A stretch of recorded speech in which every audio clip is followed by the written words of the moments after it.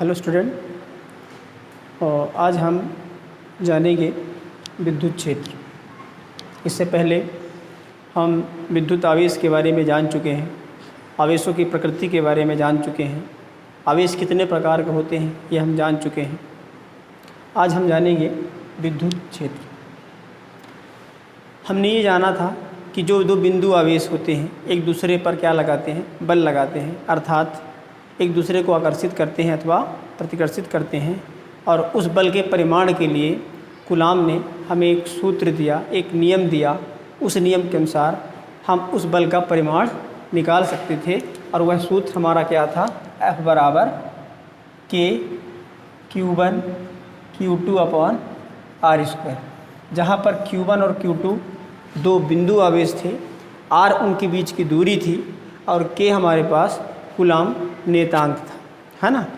मतलब ये जो दो आवेश हैं एक दूसरे से कुछ दूर पर स्थित होते रहे फिर भी एक दूसरे पर क्या लगा सकते थे, बल लगा सकते थे, है ना। जबकि हमको पता है, हम यांत्रिकी में देखते हैं कि किसी वस्तु पर हम बल लगाने के लिए हमें उसको संपर्क करना आवश्यक है। परंतु विद्युत के केस के लिए यदि दो आवेश हमारे पास स्थित हैं तो वो दोनों आवेश एक दूसरे पर बल आरोपित कर सकते हैं, लेकिन उनको संपर्क करने की आवश्यकता नहीं है। वो कुछ दूर से ही क्या लगा सकते हैं, बल लगा सकते हैं। इसी तरह से हम गुरुत्वाकर्षण में भी देखते हैं कि हम किसी पत्थर को ऊपर की ओर फेंकते हैं तो वो पत्थर पुनः कहाँ कर गिर जाती है, नीचे की ओर गिर जाती है। और नीचे की ओर क्यों गिरती है, क्योंकि उस पर एक बल लगता है। उस बल को हमने क्या नाम दिया था, गुरुत्वाकर्षण बल। अर्थात पृथ्वी उस पत्थर को अपनी ओर क्या करती है, एक विशेष बल से अपनी ओर उसको आकर्षित कर लेती है। उस बल को हमने नाम दिया हुआ था गुरुत्वाकर्षण का बल। इसी प्रकार से चुंबक के केस में हम देखते हैं कि दो चुंबक को पास में लाने से वो चुंबक एक दूसरे पर क्या लगाते हैं, बल लगाते हैं। और बल लगाने के लिए चुंबक को स्पर्श कराना आवश्यक नहीं था। हम चुंबक को कुछ दूरी पर रखेंगे और वो उस दूरी से ही एक दूसरे पर क्या लगा सकते हैं, वो बल लगा सकते हैं।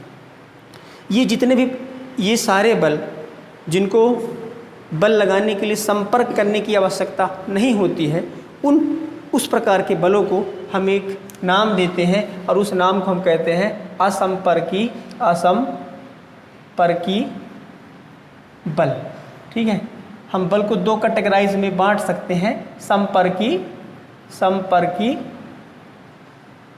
एवं असंपर्की बल। संपर्की बल में हम उन बलों को रखा करेंगे जिनमें बल आरोपित करने के लिए हमें उसको टच करना आवश्यक होगा, जैसे टच करना आवश्यक होगा। और असंपर्की बलों में हम उन बलों को रखते हैं जिन पे बल लगाने के लिए उनको टच करना जरूरी नहीं होता है। ठीक है ना। तो हमने देखा कि विद्युत जो बल होता है वो संपर्की बल नहीं होता है, वो असंपर्की बल होता है। अर्थात उसको दोनों आवेशों पर बल लगाने के लिए एक दूसरे को टच कराना आवश्यक नहीं है। वो कुछ दूर से ही एक दूसरे पर क्या लगा सकते हैं, बल आरोपित कर सकते हैं। तो ये जितने भी बल होते हैं अपने चारों तरफ एक विशेष प्रकार की क्षेत्र क्रिएट करते हैं, जिनको हम विद्युतीय क्षेत्र, गुरुत्वीय क्षेत्र अथवा चुंबकीय क्षेत्र कहते हैं। विद्युत के केस के लिए आवेश अपने चारों तरफ एक क्या बनाता है, क्षेत्र बनाता है। उस क्षेत्र को हम क्या बोलते हैं, विद्युत क्षेत्र कहते हैं। ठीक ना।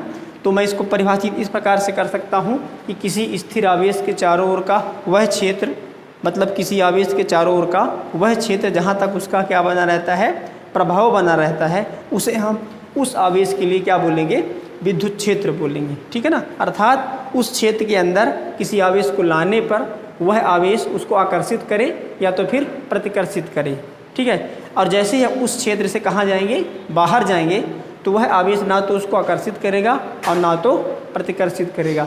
मैं इसको इस प्रकार से समझ सकते हैं हम लोग कि मान लेते हैं हमारे पास ये कोई आवेश है, ये आवेश अपने चारों तरफ ये क्षेत्र बनाया हुआ है, ये चारों तरफ अपने क्या बनाया हुआ है, क्षेत्र बनाया हुआ है। अगर इस क्षेत्र के अंदर मैं कोई आवेश लाता हूँ Q0, यदि मैं इस क्षेत्र के अंदर कोई आवेश लाता हूँ Q0, तो यदि इसकी प्रकृति धनात्मक होगी तो यह आवेश इस आवेश को प्रतिकर्षित करेगा।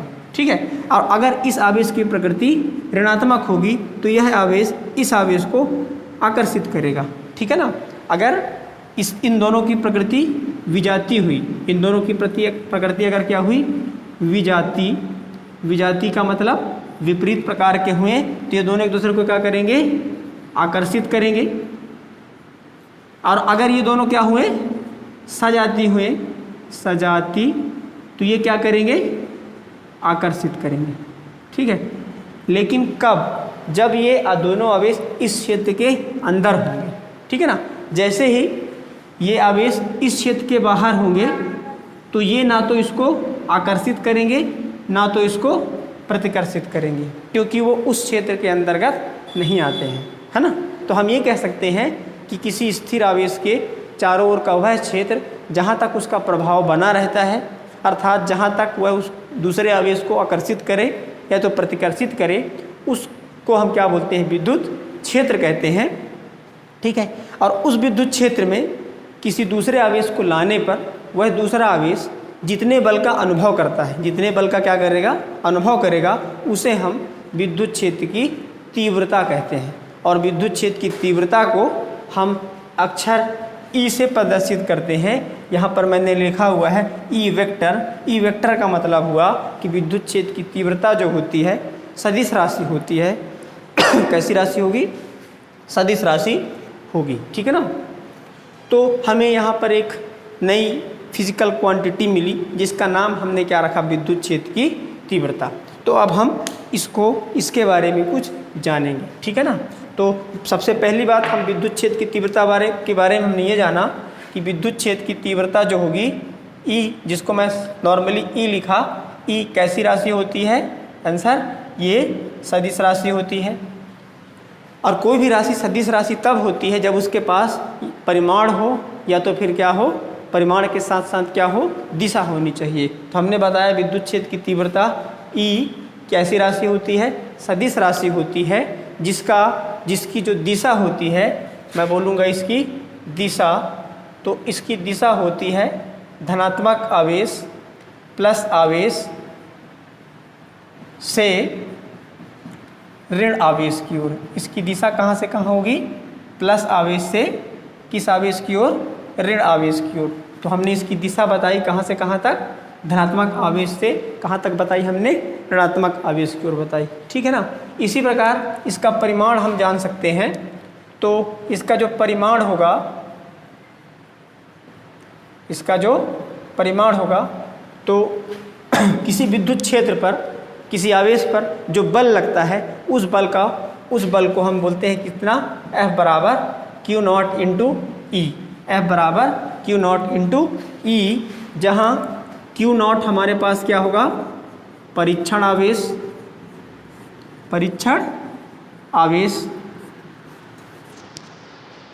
समझा, ठीक है ना। जहाँ हमने क्या बोला था, Q नॉट हमारे पास क्या है, परीक्षण आवेश, ई हमारे पास क्या होगा, Q नॉट क्या था, परीक्षण आवेश, ई क्या था, आंसर विद्युत क्षेत्र, और F हमारे पास क्या था, बल था। तो ये जो विद्युत क्षेत्र पर लगने वाला बल का सूत्र है, तो यहाँ से मैंने E का वैल्यू निकाला, तो E का परिमाण हमारे पास कितना आएगा, F बटे Q नॉट। तो विद्युत क्षेत्र की तीव्रता का जो परिमाण आएगा वो कितना आएगा, E बराबर F बटे Q, ठीक है ना। इसी प्रकार से अब हम इसका मात्रक भी निकाल सकते हैं। तो इसका मात्रक निकालने के लिए हम सिंपल सी बात, हम इसका क्या बोलते हैं, मात्रक। तो इसका मात्रक हमको पता है कि इसका फार्मूला क्या होता है, E बराबर F बटे Q, जहाँ F क्या होता है, बल होता है, और Q क्या होता है, आवेश होता है। तो हमें बल का मात्रक पता है, बल का मात्रक क्या होता है, न्यूटन, और आवेश का मात्रक क्या होता है, कूलाम। तो हमने इसका मात्रक क्या डिराइव किया, न्यूटन प्रति कूलाम। हमने इसका मात्रक क्या डिराइव किया, न्यूटन प्रति कूलाम, ठीक है। इसी प्रकार से हम इसका निकाल सकते हैं क्या, विमी सूत्र। हम इसका क्या निकाल सकते हैं, विमी सूत्र, तो विमी सूत्र निकालने के लिए भी हम फार्मूला यूज करेंगे। ई किसके बराबर, F/Q के बराबर, और F क्या होता है बल होता है, Q क्या होता है आवेश होता है, और बल का विमी सूत्र क्या होता है mL/T-2, और Q का विमी सूत्र क्या होता है AT। इन दोनों को जब हम ऊपर लेके जाएंगे तो ये mL/T-2 और A-1 T-1, तो इसको मैं ऐड कर दूंगा तो ये कितना आ जाएगा mL/T-2 A-1। तो ये क्या हुआ, विद्युत क्षेत्र की तीव्रता का विमी सूत्र। ठीक है, फिर से हम एक बार रिवाइज करते हैं। तो हमने क्या बोला, किसी स्थिर आवेश के चारों ओर का वह क्षेत्र जहाँ तक उसका क्या बना रहता है, प्रभाव बना रहता है, उसको हम विद्युत क्षेत्र कहते हैं।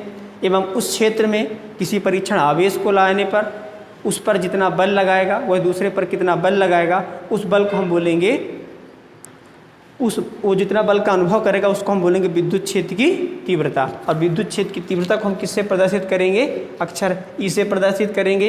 विद्युत क्षेत्र की तीव्रता कैसी राशि होती है, आंसर सदिश राशि होती है। सदिश राशि को बताने के लिए इसके परिमाण और दिशा की आवश्यकता होती है, तो उसकी दिशा होती है धन आवेश से ऋण आवेश की ओर होती है। इसका परिमाण कितना होता है, तो इसका परिमाण होता है E बराबर F/Q। इसका मात्रक कितना होता है, तो इसका मात्रक होता है E बराबर F/Q अर्थात न्यूटन प्रति कूलाम। इसका विमी सूत्र भी हमने डराइव किया, तो आंसर इसका विमी सूत्र हुआ mL/T-2 A-1। ठीक है, तो ये किसके बारे में हुआ, विद्युत क्षेत्र के बारे में हुआ, विद्युत क्षेत्र के बारे में हुआ। एक दूसरी चीज़ हम जान लेते हैं। ठीक, जैसे हमने जाना था कि विद्युत क्षेत्र जो होता है कैसी राशि होती है, सदिश राशि होती है, जिसका दिशा क्या होता है प्लस से माइनस। तो अगर हम धनात्मक आवेश और ऋणात्मक आवेश का विद्युत क्षेत्र का निरूपण करें तो कुछ इस तरह से हम उनका निरूपण करेंगे। जैसे कि आप इस चित्र में देख पा रहे हैं, मैंने यहाँ पर से एक धनात्मक आवेश लिया हुआ है। इस धनात्मक आवेश से जो क्षेत्र बनेगा वो बाहर की ओर निकलेंगे। ठीक है ना, तो धनात्मक आवेश के लिए जो क्षेत्र होगा वो कैसा होगा, बाहर की ओर रहेगा, बाहर की ओर निकलेगा। ये जो हमने एरो बनाया हुआ है, जो लाइन बनाया है, इसको हम बोलते हैं विद्युत क्षेत्र रेखाएं, विद्युत क्षेत्र रेखाएं।